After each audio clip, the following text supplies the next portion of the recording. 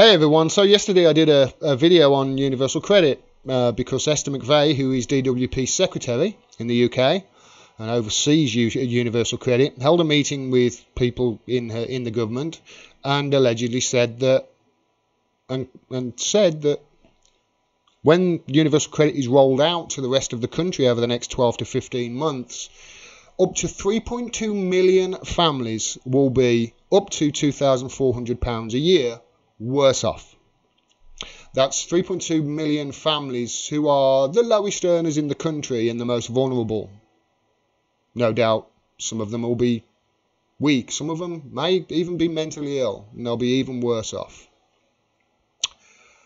So criticism of Esther McVey and her policies, or the policies that she is overseeing with the DWP, in my opinion, and many other opinion, I would think everybody watching this video, is something that is obligatory. It's something we should all do. We should all be criticising this. It's nonsense. It's terrible. It's why I called it at the end of that video the final solution, the Tory final solution. So criticising Esther McVey is something that we should all be doing. Well, this is from Huffington Post. Universal credit charities banned from criticising Esther McVey. At least 22 charities have signed pledges not to damage her reputation, new revelations claim. Charities working with universal credit claimants have been banned from criticising Work and Pensions Secretary Esther McVey, The Times claims.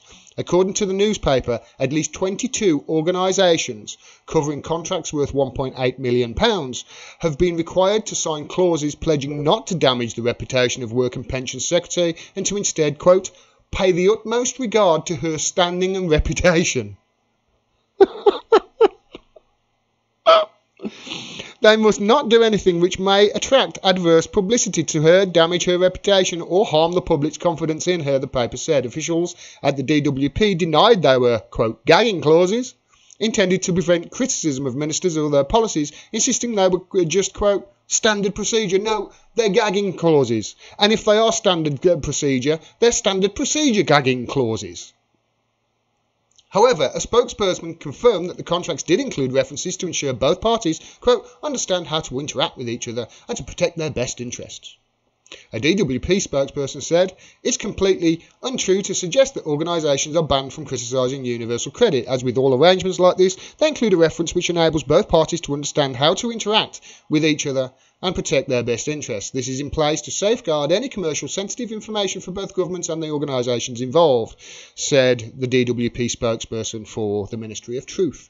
And I'm calling it the Ministry of Truth now, because this is becoming more and more common. There are reports that in America of states that were hit by hurricane, was it hurricane? I've forgotten which hurricane it was now, Harvey I think it was, where they couldn't get help unless they signed some sort of document to say that criticism of Israel is not to be accepted. I.e., if you're going to in future criticise Israel with anything, then you're not going to get our help. And this is something very, very similar. This is the DWP saying to charities, you're not going to get a part of these £1.8 million contracts if you criticise the DWP secretary. In other words, they are silencing free speech. How the hell has the Tory government still got people supporting them?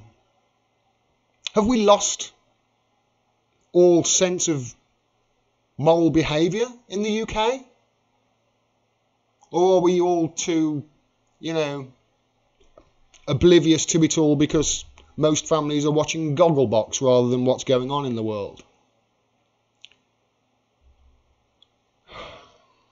Really disheartening.